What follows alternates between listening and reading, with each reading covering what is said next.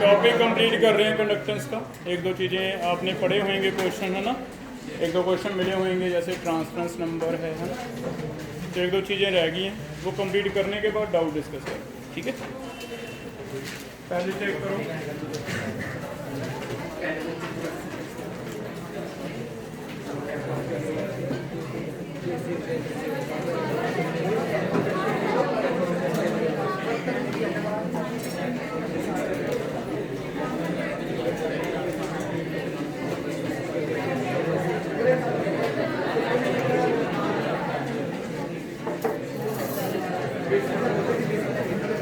Topic बनाओ।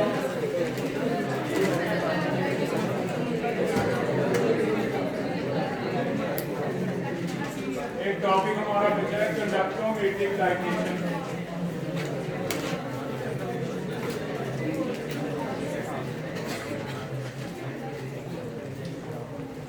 Conductance के कुछ एक ग्राफ ड्रॉ किए हुए हैं। टाइट्रेशन जैसे हमने पढ़ा इक्विलिब्रियम में एसिड बेस टाइट्रेशन होती है वैसा ही है। इसमें आपको कुछ एक ग्राफ बताने हैं कैसे होंगे। जैसे स्ट्रॉन्ग एसिड का टाइट्रेशन है स्ट्रॉन्ग बेस से, तो हमें बताना है कि अगर आप स्ट्रॉन्ग एसिड HCl ले लेते हो बीकर में,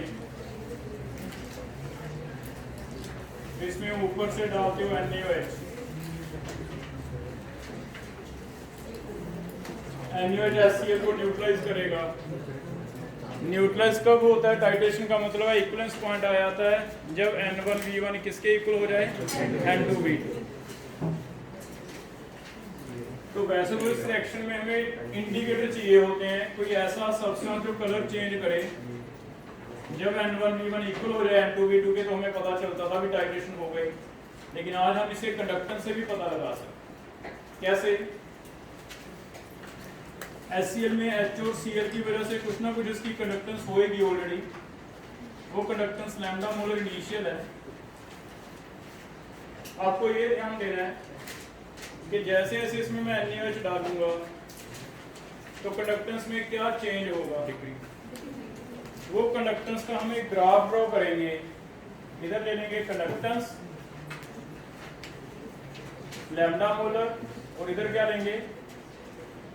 volume of base atom.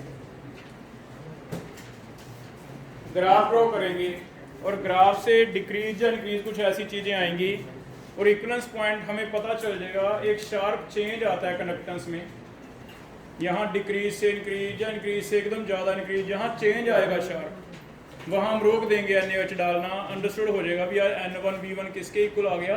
N2V2। तो वो कैसे पता चलेगा? बिना इंडिकेटर के पता चल जाता है। कैसे? देखो, पहले इनिशियली दो चीजें हमें सोचनी है। पहले सोचते हैं भी बिफोर इक्वलेंस पॉइंट क्या चेंज हो रहा है। जब इक्वलेंस पॉइंट नहीं आया तो मान के चलो आपके पास दो आयंस की कंडक्टेंस है। एक तो H की, बीकर में दो आयंस है ना, कौन कौन से? एक H एक Cl। तो हमारी कंडक्टेंस दो आयंस की है, एक तो H की है एक किसकी है? Cl। ये आयंस की कंडक्टेंस है। जैसे इसमें NaOH ऐड किया तो क्या न्यूट्रलाइजेशन होगा? yes. बताओ क्या बनेगा? NaCl और वाटर। NaCl और वाटर में से वाटर की तो कंडक्टेंस है ही नहीं है, वाटर तो कोवेलेंट है। कंडक्टेंस में सॉल्ट की है, किसकी है? NaCl की। तो हमने वो वाला हिस्सा बाहर निकाल दिया जिसकी कंडक्टेंस है नहीं। वाटर तो पहले से भी था मान के चलो। इट मींस मेन अगर देखा जाए HCl जैसे NaOH डालते हैं क्या बन जाता है? NaCl। ऐसे हो जाएगा। तो मान के चलो भी पहले जो कंडक्टेंस H और Cl की वजह से थी, अब वो कंडक्टेंस Na और Cl की वजह से है। तो क्या हम ऐसे मान ले भी H आयन जो हैं वो रिप्लेस हो गए किसके द्वारा? Na द्वारा। ये चीज सही है। Cl तो अभी भी घूम रहे हैं, पहले भी घूम रहे थे, लेकिन H आयन हमारे रिप्लेस हो गए किसके द्वारा? Na द्वारा। क्या कहीं हमने फैक्टर्स में ये पढ़ा है? कोई सिंपल क्वेश्चन बताओ भी, एच की ज्यादा होती है या Na की कंडक्टेंस? एच की पढ़ा है हमने ऐसे, वाटर के आयन जो है H और OH के सबसे ज्यादा। अब ये वाला वही वाले फैक्टर्स हैं, वही वाले कॉन्सेप्ट रिपीट हो रहे हैं। अगर H की ज्यादा होती है Na की कम होती है, और आपको ये पता है भी H रिप्लेस हो गया Na से, तो क्या लग रहा है हमारा कंडक्टेंस का लॉस हुआ या फायदा हुआ? लॉस। तो हमारी कंडक्टेंस क्या हो गई? लॉस हो गई। लॉस हो गई तो कोई बताओ यहाँ पे कंडक्टेंस जैसे जैसे NaOH ऐड होगा डिक्रीज होएगी तो नीचे आएगा। ठीक है, हो जाएगा। पहला कर्व तो ऐसे, एक कर्व हमें ड्रॉ करना होता है आफ्टर इक्विवेलेंस पॉइंट। अब आफ्टर इक्विवेलेंस पॉइंट क्या हो रहा है? इक्विवेलेंस पॉइंट समझते हो? जब N1 V1 किसके इक्वल हो गया? N2 V2। अब ये ड्रॉप होती गई, नीचे आती गई, क्योंकि H की जगह क्या आते गए? Na। इक्विवेलेंस पॉइंट का मतलब HCl खत्म हो गया, क्या बन गया? NaCl। इक्विवेलेंस पॉइंट का मतलब यही हो गया कि HCl क्या कन्वर्ट हो गया NaCl, न्यूट्रलाइजेशन हो गई। अब अगर NaCl बन गया, अब मेरे पास एट इक्विवेलेंस पॉइंट NaCl है, मैं ऊपर से NaOH डाल रहा हूं, क्या कोई रिएक्शन हो रही है बेटा? No reaction. No reaction. Reaction नहीं हो रही, फिर मेरे आयंस तो बढ़ रही है ना, NaCl पहले से है और NaOH और आगे, रिप्लेस तो कुछ हो ही नहीं रहा, नेट आयंस डबल होते जा रहे हैं। NaCl तो है ही है, रिएक्शन कोई नहीं हो रही, आप ऊपर से NaOH और डालते हो, तो NaCl के साथ साथ कंडक्टेंस में हेल्प करेंगे NaOH भी, तो कंडक्टेंस क्या होगी? ज्यादा। इसका मतलब याद रख सकते हो भी इक्विवेलेंस पॉइंट के बाद तो हमेशा ही कंडक्टेंस क्या होने वाली है? ज्यादा, क्योंकि उसके बाद रिएक्शन तो होनी नहीं। आप और सॉल्ट डालोगे तो उसकी वजह से एक्स्ट्रा कंडक्टेंस ऐड हो जाएगी, जिसकी वजह से एकदम डिक्रीज होते होते जैसे ही आपको लगे भी इंक्रीज होना स्टार्ट हो गया, वो पॉइंट नोट कर लो। ये जो पॉइंट है यहाँ पे पहले डिक्रीज हुआ, बाद में क्या हुआ? इंक्रीज। ये वाला वॉल्यूम हम नोट कर लेंगे। इस वॉल्यूम के लिए हम मान के चलेंगे कि N1 V1 क्या होगा? Equal to N2 V2। ठीक है, हो सकता है हमें ऐसे जेई में न्यूमेरिकल भी आ जाए, भी 0 से यहाँ लिख के दिया हो 30 ml, और हमें के भी नॉर्मेलिटी बताओ HCl की कितनी है। पहले वॉल्यूम 20 ml था, NaOH का ग्राफ देखकर 30 ml डल गया, तो हम कहेंगे कि N1 V1 is equal to N2 V2। HCl के लिए पता था, है ना, नॉर्मेलिटी एक की नहीं पता थी, NaOH की पता रहती है, एक की पता रहती है कि नहीं पता। वॉल्यूम एक का दिया रहता है, एक का यहाँ से पता लगाना है, एक नॉर्मेलिटी अननोन होएगी, वो हम निकाल, या फिर ज्यादातर जो हमें आए हुए हैं क्वेश्चन वो सिर्फ ग्राफ आए हैं, भी 4 ऑप्शन दे देगा भी ए ग्राफ ये सही है, या उल्टा, या फिर सीधा, और ऐसा ऐसे अलग अलग ग्राफ। तो आपको ये मेरे ख्याल में इजीली समझ आ गया कि पहले डिक्रीज होएगी, पहले बाद में क्या होगी? हो जाएगा। अब मैं जितने भी ग्राफ ड्रॉ करूंगा बाद वाला नहीं चेंज होगा, क्योंकि इक्विवेलेंस पॉइंट के बाद तो मान के चलो भी टोटल लाइंस क्या होते हैं? हमेशा इंक्रीज। तो बाद वाला तो हमें देखने की जरूरत ही नहीं है, चाहे सीधा ही बना दे। पहले वाला डिक्रीज होगा या नहीं होगा, कितना होगा या इंक्रीज होगा, उसमें थोड़ी वेरिएशन है, वो क्या क्या केसेस हम देख लेते हैं ना। पहला समझ आ गया। अब ये जनरल बना दिया, स्ट्रॉन्ग एसिड स्ट्रॉन्ग बेस, इसका मतलब ये HCl वर्सेस NaOH आ सकता है। ठीक है, ये भी सेम होगा। सल्फ्यूरिक एसिड क्या स्ट्रॉन्ग है? हाँ, ये भी आ सकता है। फिर आपको कहते हैं इनके लिए कौन सा है, तो आपने ये देखना है कि क्या स्ट्रॉन्ग है। स्ट्रॉन्ग का सारा क्रम क्या होगा? सेम। ठीक है, कोई भी स्ट्रॉन्ग आ जाए, क्या नाइट्रिक एसिड NaOH का सेम होगा? लेकिन अगर कहता है एसिटिक एसिड का, वो सेम ही होगा। उसका कैसे होगा? फिर वो हमें अलग से करना होगा। बोलिएगा बेटा। तो एक केस तो आ गया बेटा strong acid strong base. Factor वही है जो हमने लिखा था भी H रिप्लेस हो गया Na से, और मैंने आपको बताया था भी H की ज्यादा है, Na की क्या है? कम। वो जो ज्यादा की बजाय कम वाले आयन आ गए, उस वजह से थोड़ा थोड़ा क्या नजर आ रहा है हमें? डिक्रीज। क्लियर है? हो जाएगा। ऐसे सेकंड लिखो, सेकंड टाइट्रेशन है, स्ट्रॉन्ग की जगह क्या ले रहे हैं?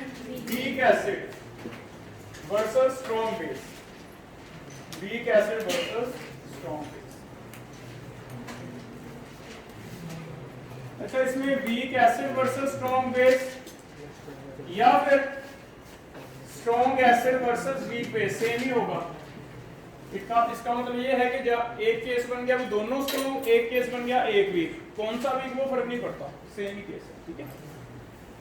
क्योंकि हमें तो सिर्फ ग्राफ कौन सा पीएच है, ऊपर से नीचे फर्क पड़ेगा, जो सिंपल कंडक्टेंस है, ठीक है। देखो कैसे होगा, मैं एसिटिक एसिड ले रहा हूं, एसिटिक एसिड की रिएक्शन करवा रहे हैं NaOH से। इस केस में first step before equivalence point थोड़ा सा चेंज हमें नजर आता है। बिफोर इक्वलेंस पॉइंट थोड़ा सा चेंज नजर आता है, क्यों आता है समझ लेते हैं। पहले तो आप सिंपल सोचो भी, अगर ये वाले आयंस हैं बीकर में, अगर ये वाले आयंस हैं, बताओ इसमें आप NaOH ऐड कर देते हो तो क्या कोई आयन रिप्लेस होगा, और कौन सा किसके साथ रिप्लेस होगा, निकलेगा क्या, HNOH, वाटर तो बाहर निकल गए, ये तो कंट्रीब्यूट नहीं करेंगे। आयन क्या बन जाएंगे, CH3CO नेगेटिव NNA। क्या लगता है फिर, क्या किसका रिप्लेसमेंट हुआ, H का Na से। अगर H का Na से रिप्लेस हुआ तो बताओ फिर H से Na जब आएगा लॉस होगा या फायदा होगा, सेम आना चाहिए, सेम आना चाहिए, लेकिन है नहीं सेम, इसलिए हम अलग से। इस केस में पहले थोड़ा सा इंक्रीज होता है, और पहले थोड़ा सा इंक्रीज इसलिए होता है, ये कहता है आपने मान कैसे लिया आयन है, आयन है ही नहीं, ये कह रहा वीक है, वीक है तो पहले इक्विलिब्रियम है बेटा, ये टूटा ही नहीं है, वीक का मतलब ये सारा 5% 10% टूटा हुआ है, आयन है ही नहीं है। HCl में क्या ये सिचुएशन थी, उसमें सारे आयन थे, लेकिन वीक होने की वजह से आयन है ही नहीं, ये वाला है। तो सबसे पहले यहां देख लो भी कहीं NaOH डालने से ऐसा तो नहीं कि आयन ज्यादा बन जाए, बताओ। अगर NaOH इसमें डालें तो ये NaOH इससे रिएक्ट करेगा, प्रोडक्ट कंज्यूम हो रहे हैं, तो ली चैप्टर क्या कहता है, प्रोडक्ट कंज्यूम हो रहे हैं तो किस तरफ जाएगा, फॉरवर्ड। तो इस केस में रिप्लेस होगा, ठीक है, H की जगह Na, स्पीड में फर्क पड़ेगा, लेकिन उससे ज्यादा डोमिनेटिंग एक चीज और फर्क पड़ गया, नंबर ऑफ आयंस। पहले आयंस बने नहीं थे, एसिटिक एसिड टूट ही रहा था, लेकिन आपने जैसे ही NaOH के साथ रिएक्शन स्टार्ट की, एसिटिक एसिड का रिएक्शन किस तरफ चलने लग गया, फॉरवर्ड। आपने पढ़ा होगा ये टूटे हुए इक्विलिब्रियम है, जैसे ही H और OH रिएक्ट करेंगे वाटर बनेगा, तो क्या ली चलेगा, किसी ने ऐसे पढ़ा कि HN रिमूव कर दें, अगर HN रिमूव कर दें तो किस तरफ जाता था, फॉरवर्ड। तो रिमूव करना आपको तब भी समझाया था क्लास में भी, कि रिमूव करने का मतलब ये नहीं कि हम हाथ डाल लेंगे और निकाल देंगे, रिमूव करने का मतलब इनडायरेक्ट कोई ना कोई रिएक्शन करवाएंगे। तो इसे रिमूव करने का मतलब मैंने H की रिएक्शन करवा दी, ये रिमूव हो गया, इक्विलिब्रियम किस तरफ चला गया, फॉरवर्ड। फॉरवर्ड गया तो आयन ज्यादा होने से बताओ कंडक्टेंस क्या होगी, ज्यादा। अब मैंने फैक्टर पढ़ाते हुए दो चीजें आपको बताई थी, या तो नंबर ऑफ आयन में फर्क पड़े या स्पीड में, लेकिन डोमिनेटिंग क्या चीज है, तो यहाँ नंबर ऑफ आयन तो बड़े हैं, नंबर ऑफ आयन बड़े हैं तो कंडक्टेंस बढ़नी चाहिए। फिर से सुनो, नंबर ऑफ आयन पहले टूटे नहीं थे, टूट के तो बड़े हैं तो कंडक्टेंस बढ़नी चाहिए, लेकिन स्पीड में ठीक है थोड़ा सा लॉस है, हमें H तेज भागते थे, Na स्लो भागते हैं, स्पीड कम हुई है तो कंडक्टेंस कम होनी चाहिए। तो बताओ डोमिनेटिंग फैक्टर क्या है, तो फिर मैं क्या लिखूं, कंडक्टेंस ज्यादा या कम, ज्यादा, है ना। तो मेन फैक्टर यहाँ पे अलग हो गया, वीक के केस में हम कहेंगे ये तो नंबर ऑफ आयन बढ़ गए, degree of dissociation increase, so number of ions increase and hence conductance क्या हो जाएगा फिर, conductance increase। और ये dominating factor है, जबकि वो चीज सही है, H की जगह NaI कम हुई कंडक्टेंस, लेकिन ज्यादा इंक्रीज ज्यादा है, डिक्रीज क्या है, कम। तो फिर बताओ ग्राफ में क्या चेंज होगा, जो पहली कर्व थी ऊपर से नीचे आने की बजाय नीचे से ऊपर, तो बस पहली कर्व यहाँ चेंज हो जाएगी। सेकंड वाला फिर ना लिखूं आफ्टर इक्विवेलेंस, वो तो सेम ही रहेगा हमेशा, है ना। तो हम सिर्फ ऐसे लिख देते हैं कि ग्राफ कैसा बनेगा, पहला इंक्रीज होगा लेकिन इंक्रीज ज्यादा नहीं होगा, ऐसे दिखाना है, थोड़ा इंक्रीज, और ये फिर इसके बाद ऐसे। इस तरह का अगर कर्व आता है इस तरह का अगर कर्व आता है तो ये curve week acid versus strong base का होगा, या फिर वीक बेस वर्सेस क्या होगा, तो ये वाला कर्व पे हो जाएगा बेटा, कर लोगे। दूसरा भी तैयार हो गया, क्लियर है। दो केस याद हो जाएंगे, स्ट्रॉन्ग में नीचे आया फिर ऊपर गया, इसमें नीचे नहीं आया, पहले ऊपर गया फिर ऊपर, ठीक है। अब तीसरा मैं तुम्हें बता रहा हूं, तुम मुझे मिक्सचर का अपने आप बता सकते हो। अगर मैं मिक्सचर लेता हूं HCl एसिटिक एसिड, इन दोनों का मिक्सचर, इसे टाइट्रेट करते हैं NaOH से, तो आपके दोनों कर्व ज्वाइन हो जाएंगे, HCl वाला और एसिटिक एसिड वाला ज्वाइन हो जाएंगे दोनों कर्व। बस आपको ये सोचना है, आपको ये सोचना है कि पहले कर्व किसका आएगा। हिंट मैं देता हूं, पहले कर्व उसका आएगा जो आपको लगता है कि पहले रिएक्ट करेगा NaOH से। तो सोचो HCl पहले रिएक्ट करेगा या पहले स्ट्रॉन्ग करेगा। स्ट्रॉन्ग कौन सा है, HCl। तो पहले HCl वाला कर्व उठा लो, फिर ये वाला कर्व उठा लो, एंड वाला तो पता ही है। तो कैसे बनाई, पहला कर्व HCl के लिए कैसा कर्व था, पहले वाला नीचे, फिर एसिटिक एसिड वाला इंक्रीज में, देखना स्लोप में कम रख रहा हूं, इंक्रीज होगा लेकिन सेम ही दिखाना आपने, थोड़ा सा कम, ठीक है। फिर एकदम से क्या होगा, शार्प। इक्विवेलेंस पॉइंट आपसे पूछे जाएंगे कि बताओ A इक्विवेलेंस पॉइंट है या B इक्विवेलेंस पॉइंट है, समझेंगे B इक्विवेलेंस है ना। A इक्विवेलेंस पॉइंट ऐसे ही पूछा जा सकता है, A इक्विवेलेंस पॉइंट है HCl का, पहला कर्व HCl के लिए है, A इक्विवेलेंस पॉइंट है HCl का, B इक्विवेलेंस पॉइंट किसका है, एसिटिक एसिड का, दूसरा कर्व है एसिटिक एसिड का, तो ऐसे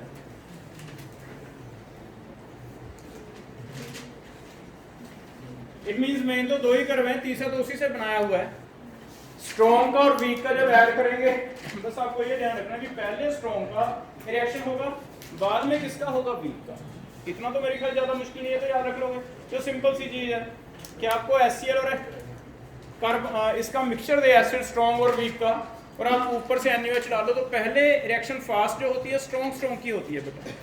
जब स्ट्रॉन्ग रिएक्ट कर जाएगा तब क्या होगा, वीक स्टार्ट हो जाएगा बेटा। तो स्ट्रॉन्ग और वीक में कर्व पहली वाली डिफरेंस है, स्ट्रॉन्ग में तो नीचे आ रहा है स्लोप, लेकिन वीक में ऊपर। इक्विवेलेंस पॉइंट के बाद सेम, ये दोनों में वो सीधा याद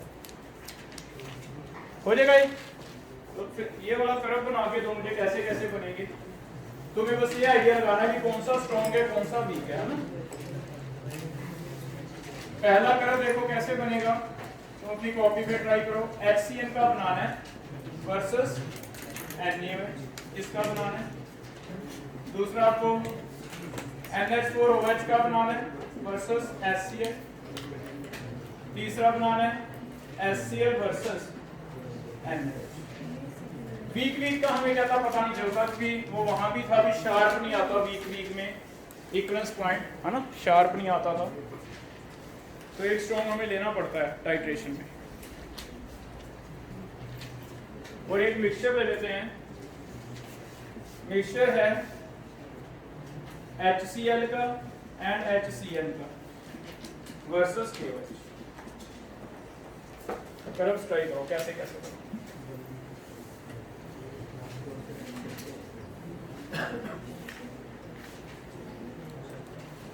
मेरे पास आपको चलो ऐसे लिख देना है, इनमें से पहचानना है कर्व कौन कौन से हैं।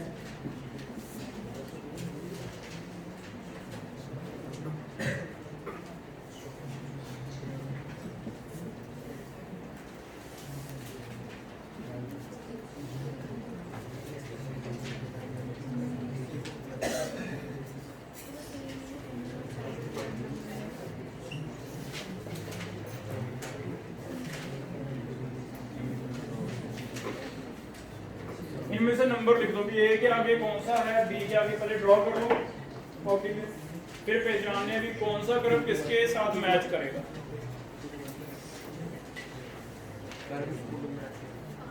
इनमें से A के आगे कौन सा है, 5 नंबर में से ऐसे मैच करना है। B का इन 5, मान लो ऐसे होगा ना कि ऑप्शन आ गए, ये ऑप्शंस हैं, पहला क्वेश्चन आ गया भी इसका इनमें से कौन सा कर्व है 5 में से, दूसरा क्वेश्चन इसका इनमें से कौन सा कर्व है, ऐसे नहीं कि सारे मैच ही होंगे, मैच का कॉलम वैसे लिखना आपको।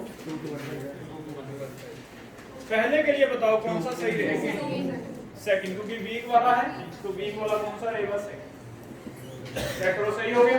ये वीक के लिए कर रहा है, this is weak versus strong. ये कर्व किसका है? स्ट्रॉन्ग वर्सेस, ये वाला कर्व है ही नहीं है। ये वाला है हमारे सिलेबस में? नहीं है। हमारे सिलेबस में 3 कर्व थे, 3 में से एक स्ट्रॉन्ग का है, एक वीक स्ट्रॉन्ग का है, एक किसका है? मिक्सचर का है। 2 कर्व तो अलग कर लो ना, ये तो है ही नहीं, ये तो बनेंगे ही नहीं, तो 3 ही कर्व बनेंगे और तीनों मैच करते हैं। पहले के लिए सही है वीक वाला। दूसरे में कोई वीक दिख रहा है? कौन सा वीक है बताओ? ये वीक होता है, फिर वीक वाला कर्व सेकंड आ जाएगा। इसमें कोई वीक दिख रहा है? दोनों स्ट्रॉन्ग है, दोनों स्ट्रॉन्ग है, तो कौन सा आएगा आपका? ये मिक्सचर आ गया, मिक्सचर वाला। तो बस ऐसे कर्व वाले हो जाएगा बेटा। कर लोगे ऐसे। न्यूमेरिकल बनाएगा तो आपको जैसे मैंने बताया कि यहाँ पे वॉल्यूम लिख के दे देगा कि इसका वॉल्यूम इतना है 50 ml। नॉर्मेलिटी निकालनी होती है, जैसे मान लो 50 ml है, आपको कह देगी 20 ml acetic acid is neutralized by NaOH, find out by 0.1 normal NaOH, find out normality of acetic acid from above curve। ये कर्व बना के दी हुई है, अलग से क्वेश्चन बन गया। लिखो इसे नीचे, अलग से क्वेश्चन लिख लो। Question is 20 ml acetic acid is neutralized by 0.1 normal NaOH, find out normality of acetic acid from above curve। Titration का मतलब अननोन नॉर्मेलिटी पता करनी, किसी की कंसंट्रेशन नहीं पता लगानी, दैट इज कॉल्ड टाइट्रेशन। उसे क्या कहते हैं हम? टाइट्रेशन। तो हमें पता है ये वाला पॉइंट जो है ना 50 वाला, यहाँ पे N1V1 किसके इक्वल है? N2। ठीक है, तो आपको इक्वलेंस पॉइंट नजर आ जाएगा, उस बेस पे आप आंसर निकाल। तो आंसर कैसे करें? सॉल्यूशन इज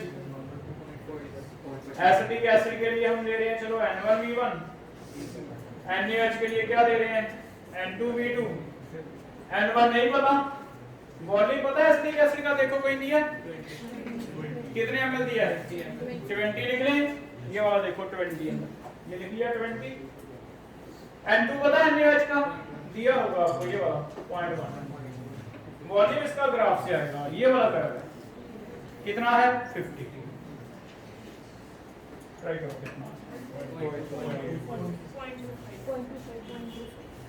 हो जाएगा फिर ऐसे। तो ऐसे क्वेश्चन भी बस कर लोगे। तो ये बहुत अच्छा टॉपिक है, क्योंकि इसमें हमारी टाइट्रेशन के लिए इंडिकेटर नहीं चाहिए। इंडिकेटर वाले जो टाइट्रेशन है वो इतने प्रिसाइज नहीं होते, क्योंकि कलर चेंज होते होते भी 2, 4, 5 ml ज्यादा कम डलेगा। कलर इतना डिटेक्ट नहीं होता कि रेड से ब्लू हो गया, कौन सा एकदम से पता चल जाएगा कि हाँ ये आ गया। ये ज्यादा बेटर टाइट्रेशन कर्व है, इनसे ज्यादा अच्छे हमें पता चलता। ठीक है, हो जाएगा बेटा। तीनों कर्व आ गए। लास्ट एक और करना है हमने, जो आया भी आपको जेई वाली बुक में मिलेगा, दिशा वाली में। लास्ट एक कर्व है, 4th is precipitation curve. Okay जी, ये हमें आया भी हुआ है। वो कहता है KCl वर्सेस AgNO3, प्रेडिक्ट करोगे प्रेसिपिटेशन कंप्लीट हो गई। तो KCl की जगह AgNO3 डाला, ऐड किया, बता सकते हैं कोई क्या क्या बनेगा? AgCl और KNO3 बने। ठीक है, इनमें से AgCl तो प्रेसिड बन गए, तो प्रेसिड बन गए तो उसे मैं बाहर निकाल दूं, वो तो कंट्रीब्यूट करेगा नहीं। मेन कंट्रीब्यूशन कौन करेगा? सेम है। बिफोर इक्वलेंस पॉइंट आपको सोचना है क्या हो रहा है, क्योंकि आपको तो पता ही है आफ्टर इक्विवेलेंस तो नंबर ऑफ आयन ही बढ़ जाएंगे। बिफोर चेक करो, कोई ये वाला पोर्शन देख के मुझे बता सकता है कि कौन सा आयन किस आयन से रिप्लेस हुआ? Cl, क्योंकि ये है तो स्ट्रॉन्ग आयन वाला तो कोई कांसेप्ट आएगा। ये भी स्ट्रॉन्ग है, ये भी क्या है, कैसे लिख देंगे? Chloride ions are replaced by nitrate. अच्छा, कोई सॉल्ट ब्रिज वाला टॉपिक याद करो। क्या सॉल्ट ब्रिज में कोई याद है कौन कौन से इलेक्ट्रोलाइट बढ़ते थे? क्यों बढ़ते थे? इक्वल है, तो बताओ फिर क्या क्लोराइड की स्पीड नाइट्रेट के इक्वल है? यस, क्योंकि KCl और KNO3 की कंडक्टेंस एक जैसी है, स्पीड एक जैसी है, K दोनों में सेम है। KCl में Cl के इक्वल है, KNO3 में नाइट्रेट के इक्वल है। इट मींस इनडायरेक्टली नाइट्रेट और Cl भी क्या हो गए? इक्वल हो गए। तो बताओ स्पीड सेम ही रही, सेम नहीं तो क्या कंडक्टेंस में कोई फर्क पड़ेगा? नहीं पड़ना चाहिए ना। तो फिर ये सबसे अलग आ गया। इसमें पहला केस हम कहेंगे भी दोनों की स्पीड क्या है? ऑलमोस्ट सेम है, तो बिल्कुल सेम। स्टेट समझ आ गया? स्पीड क्या है? Speed of chloride is almost equal to किसके? ये भी उसने हमें बताया हुआ है। कहां बता दिया था? सॉल्ट ब्रिज वाले केस में कि दो ही लेने आपने, KCl जा, तो उसमें से शायद पूछ लिया हो। ये सेम आ गया। बाद में जब प्रेसिपिटेशन हो जाएगी तब तो ऐसा होगा ना कि AgNO3 एक्स्ट्रा आएगा, ये तो न्यूट्रलाइज हो ही गया। KNO3 में और ज्यादा AgNO3 आएंगे, सारे आयन बढ़ जाएंगे, वो हमेशा ऊपर जाता। ठीक है, तो पहले सेम फिर इंक्रीज। एक ऐसा भी आएगा, ये किस केस में आएगा? याद कर लो, AgCl वाले में, प्रेसिपिटेशन में, है ना? कंडक्टेंस वॉल्यूम ऑफ AgN बजेगा बेटा। It means total 3 case. पहला स्ट्रॉन्ग वर्सेस स्ट्रॉन्ग, पहले कम हुआ फिर ज्यादा।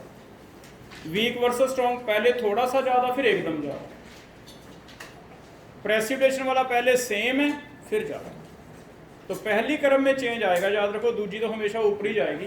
पहली में स्ट्रॉन्ग के केस में नीचे आई, वीक के केस में थोड़ा सा ऊपर गई, KCl वाले केस में क्या रही? सेम रही। तो 3 केस हैं हमारे सिलेबस में जो पूछे गए हैं, जब पूछे जाएंगे ऐसे कर लोगे बेटा। क्लियर है सारा टॉपिक?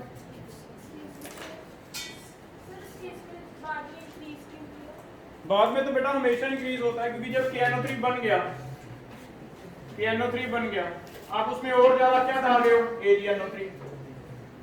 तो जब टाइट्रेशन हो जाती है उसके बाद रिएक्शन ही नहीं होती, कोई रिएक्शन नहीं होती, तो ऑब्वियसली एक सॉल्ट पहले से एक सॉल्ट और डालोगे तो स्पेसिफिक रिएक्टिविटी क्या होती है? एडिटिव। तो नंबर ऑफ आयन हमेशा क्या होंगे? ज्यादा। तो जब तक रिएक्शन होती है तभी तक फर्क पड़ता है। जब रिएक्शन होने हट गई फिर तो ये कि मान लो KCl है, उसमें मैं नमक भी डाल दूं तो कनेक्टिविटी क्या है? एडिटिव है कि तो ऐड होगी ना। KCl में नमक डाल दें, रिएक्शन तो नहीं हो रही, तो फिर सीधा ऐड होगा। तो जितने इलेक्ट्रोलाइट ज्यादा ऐड करोगे, बाद में तो वो केस है कि बाद में इक्विवेलेंस पॉइंट जब आ गया उसके बाद रिएक्शन तो होनी नहीं है। रिएक्शन नहीं होनी तो बस आपके सॉल्ट बढ़ते जाएंगे, नंबर ऑफ आयन क्या होते जाएंगे? ज्यादा। और नंबर ऑफ आयन बढ़ेंगे तो कंडक्टेंस क्या होगी? ज्यादा। कर लोगे?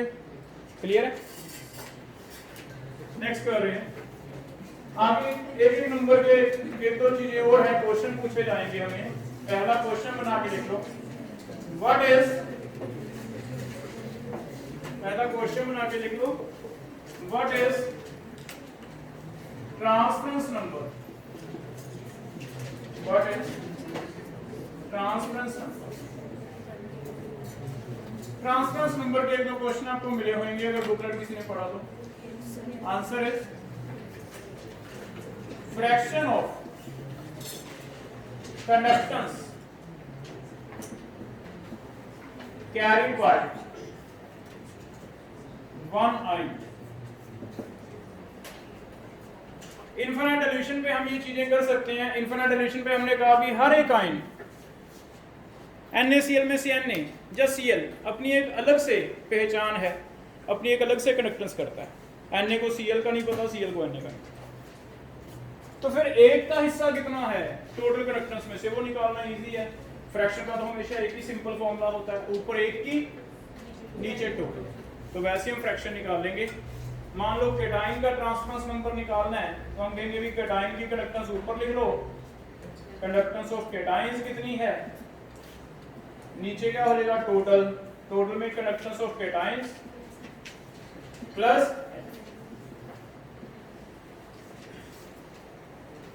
ऐसे अगर एनाइन की निकालनी है तो उल्टा हो जाएगा, ऊपर एनाइंस लैम्डा एनाइंस, नीचे लैम्डा किसका केटाइंस का प्लस लैम्डा एनाइंस,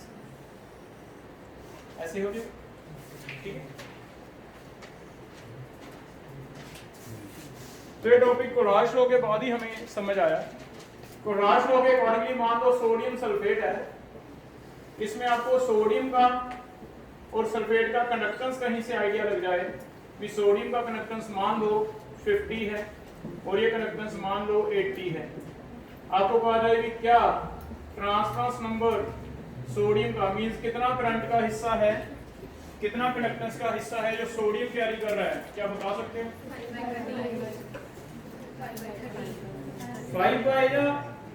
5/100। सोडियम कितने हैं बेटा इसमें? 2। तो बस एक ये भी तो देखना पड़ेगा ना, मैंने क्या लिखा conductance of cations, cation sodium कितने हैं? 2। तो टोटल कोराश लॉ कहता है सोडियम की आयन 1 की 50 है, 2 की कितनी है? 100 है ना। तो बस ऊपर ये फर्क पड़ेगा, यहाँ आ जाएगा 2 × 50, नीचे क्या आएगा 2 × 50 प्लस 1 × ये फर्क, ठीक है हो जाएगा। तो ये लिखा दूसरे की तो 1 माइनस भी कर सकते हैं हम, क्योंकि मोल फ्रैक्शन टोटल कितना होता है 1, तो एक की निकाल लो केटाइन की, दूसरे की 1 माइनस निकाल के लो कितना कितना आ रहा है। पहले का 10/, कितना आ रहा है चेक करो, 5/9, 100 अपॉन 180, 10/18 या फिर 5/9 सही है। दूसरे की 4/9, चाहे 1 माइनस कर लो चाहे वैसे कर लो, भी सल्फेट तो एक ही है, डिवाइड 2 × 50 प्लस 4 टोटल कर लो भाई, टोटल कंडक्टेंस कितनी होती है। तो एक ऐसा क्वेश्चन मेरे ख्याल में आपको मिलेगा बुकलेट में, 19 क्वेश्चन है उससे बस वैल्यूज मेरे चेंज कर लोगे। अच्छा इसी में एक लॉजिकल क्वेश्चन भी आ सकता है, आपको ऐसे कह दे we out of lithium chloride and sodium chloride aqueous, in which case transport number या transference number of chloride is more। Chloride का किसमें ज्यादा है, दिया कुछ नहीं है, वैल्यूज दे ही नहीं रखी, तो किस केस में क्लोराइड का हिस्सा ज्यादा है, ये कैसे निकलेगा, ये कैसे निकलेगा?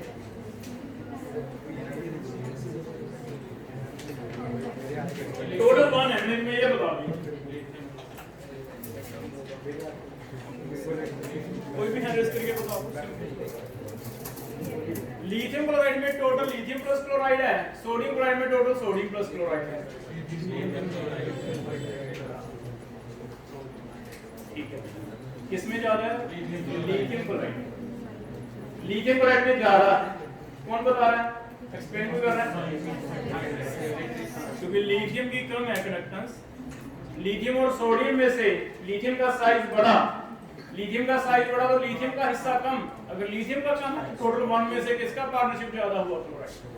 तो हम ऐसे दूसरे आयन से देख लेंगे भी हमें ये पता है भी लिथियम का कंट्रीब्यूशन कम है, बताओ क्या ये सही लिखा मैंने भी लिथियम एक्वस इसकी कंडक्टेंस कम होती है सोडियम से, इसका रीजन कौन एक्सप्लेन करेगा, साइज ऑफ हाइड्रेटेड बड़ा है, size of hydrated is big. अगर लिथियम की कम है सोडियम से, इसका मतलब लिथियम क्लोराइड में अगर लिथियम की 0.4 है तो क्लोराइड की 0.6 आ गई, दूसरे में सोडियम की 0.6 है तो दूसरे कितनी हो गई 0.4 है ना। तो फिर आंसर हो जाएगा भी ट्रांसपोर्ट नंबर जो है, ट्रांसफर नंबर जो है क्लोराइड का, इट इज मोर इन इसमें। तो कई बार दूसरे आयन से पता चलेगा हमें पहले का स्टेटस क्या है ना। टोटल कंट्रीब्यूशन 100% है, अगर एक की कम है तो दूसरे की क्या हो जाएगी ज्यादा। तो एक क्वेश्चन ऐसा भी आया हुआ, ये 16 या 17 क्वेश्चन आपका, इसका भी मल्टीपल कर लोगे भैया। लास्ट एक क्वेश्चन और ट्राई करते हैं। देखो एल्यूमिनियम आयन का लैम्डा दिया हुआ है 300 साइमन सेंटीमीटर स्क्वायर पर मोल। सल्फेट आयन का दिया हुआ है 200। अब मुझे बताओ लैम्डा मोलर एल्यूमिनियम सल्फेट का कितना?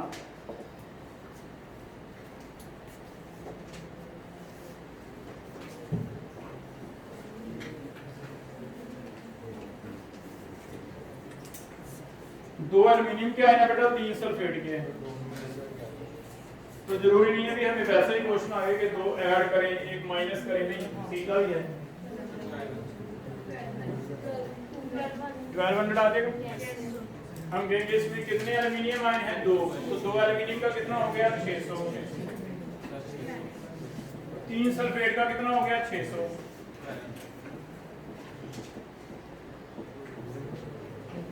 टोटल कितना हो गया? 1200। ठीक है, हो जाएगा। ये तो समझ आ गया, सिंपल था। लैम्डा इक्विवेलेंट कौन बताएगा इसका? लैम्डा इक्विवेलेंट किसको? एक रिलेशन बताया था तुम्हें, लैम्डा मोलर और lambda equivalent divide by N factor. ठीक है, डिवाइड बाय एन।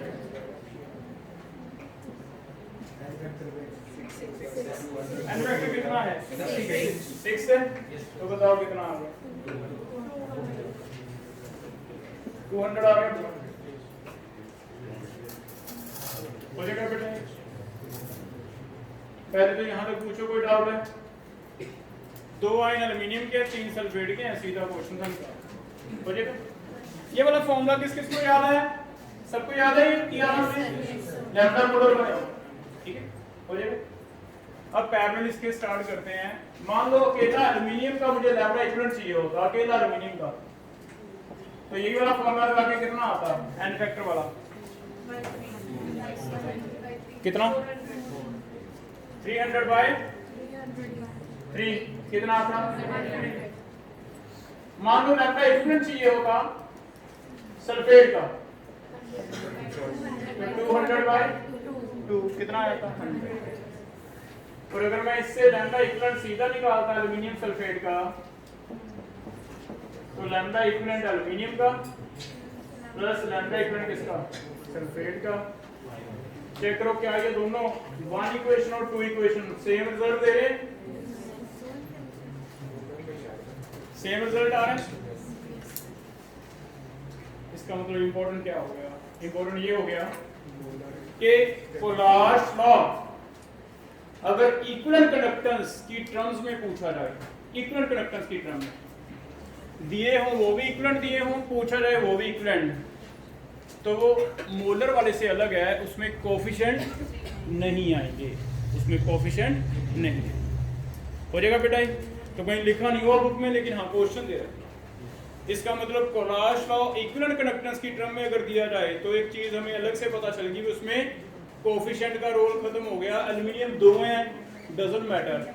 एल्यूमिनियम का 100 उठाया, सल्फेट का कितना उठाया? 100। देखो मैंने प्रूव किया, आपके सामने है सारा कुछ भी नया नहीं है।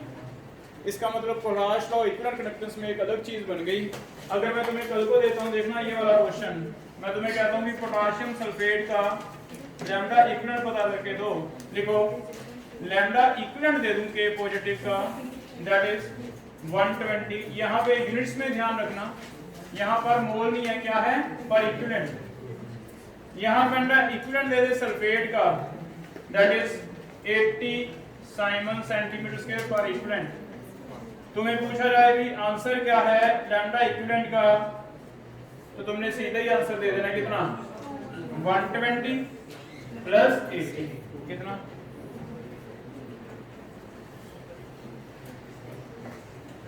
क्या हमें 2 से मल्टीप्लाई करना पड़ा? नहीं। हो जाएगा बेटा?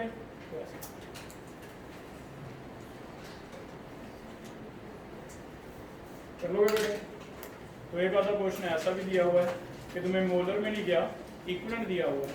इक्विवेलेंट दिया हुआ तो आप सीधा ही कर लो कैटायन का प्लस एनायन, क्योंकि हमने रिलेशन हो जाएगा बेटा। अभी क्लियर है? लास्ट एक और क्वेश्चन बना के लिखो। Last question is what is ionic mobility?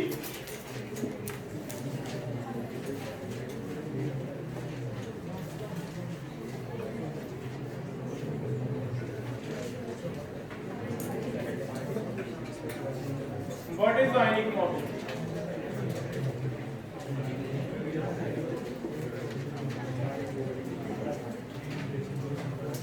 Ionic mobility हम किसे कहते हैं?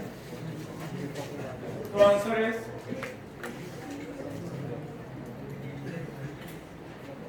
आयनिक मोबिलिटी स्पीड से थोड़ा सा डिफर करता है। स्पीड ऑफ आयन व्हेन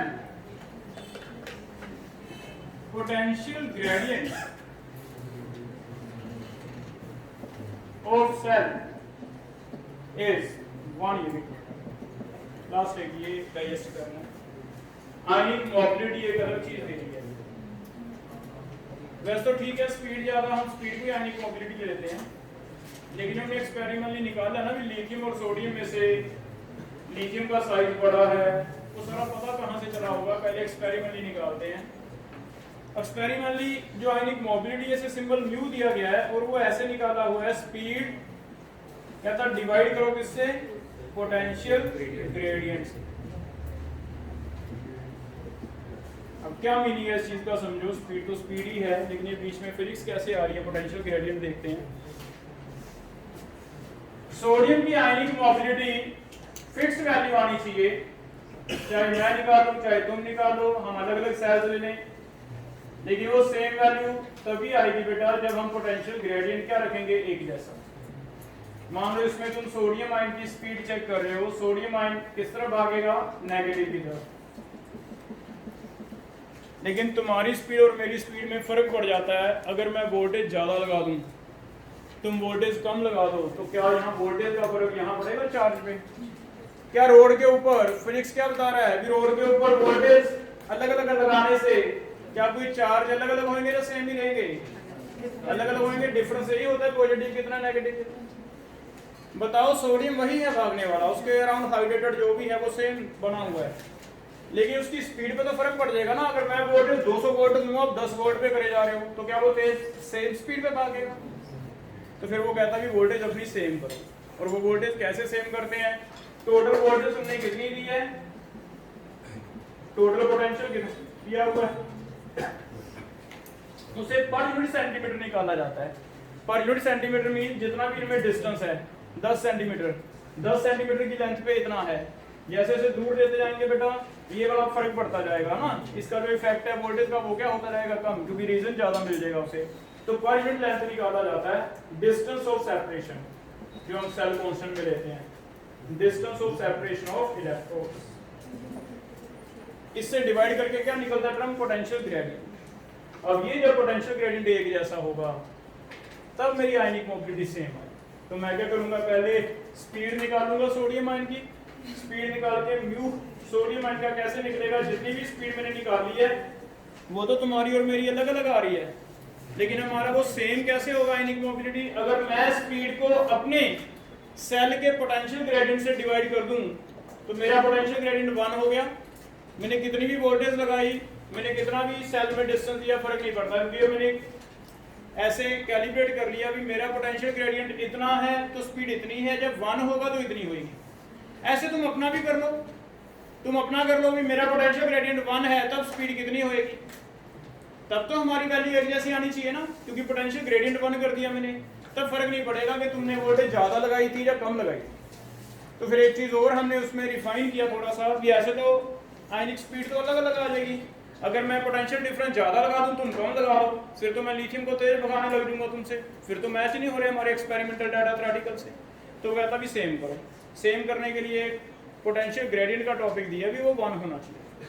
और वो 1 कैसे होगा? पोटेंशियल डिफरेंस कितना दिया तुमने उसे, नीचे डिस्टेंस कितना है बीच में, उसे डिवाइड करो, पोटेंशियल ग्रेडियंट आ जाएगा।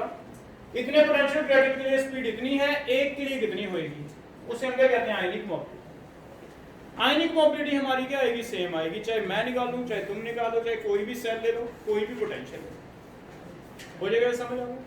तो इसमें ये डेफिनेशन है, speed of ion when potential gradient is 1, और वो 1 कैसे आया, पोटेंशियल डिफरेंस को किससे डिवाइड किया, डिस्टेंस से, वो पोटेंशियल ग्रेडियंट आ गया। फिर यूनिटरी मेथड लगाया, भी मेरा तो तुमने ऐसे लिखो कि मेरी कॉपी में मैंने तो पोटेंशियल ग्रेडियंट इतना लिया तो स्पीड इतनी आई है, मैंने तुम्हें कहा भी 1 से निकाल दे, फिर तुमने 1 से किया, 1 से तो इतनी आ गई। फिर दूसरे स्टूडेंट ने कर रखा था, उसने कहा था कि पोटेंशियल ग्रेडियंट इतना है तो स्पीड इतनी आई है, मैंने कहा तू भी 1 से निकाल, उसने भी यूनिटरी मेथड लगा के 1 से निकाला। फिर सब स्टूडेंट का वैल्यू क्या आएगा, सेम, तो तभी सेम आएगा जब पोटेंशियल ग्रेडियंट क्या हो, सेम।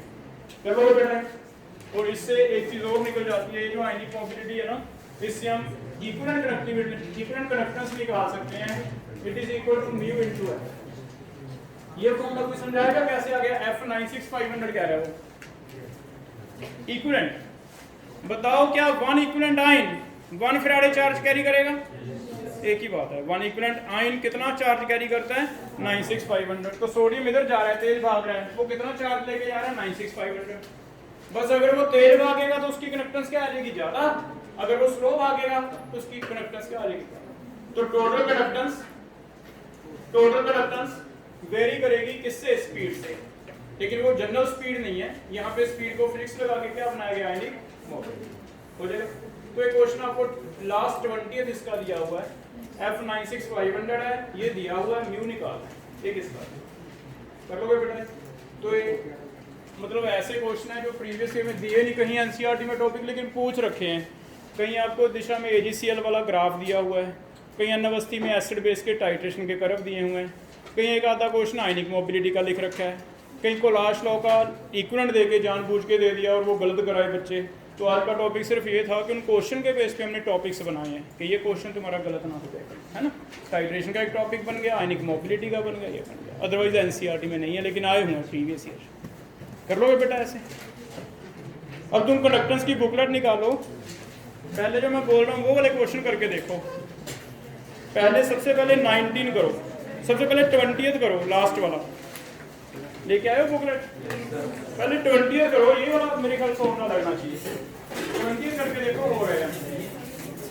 तो मैंने एक क्वेश्चन सभी का डाल दिया ऐसा जो नॉर्मल बुक्स में नहीं मिलेगा, 20th ट्राई।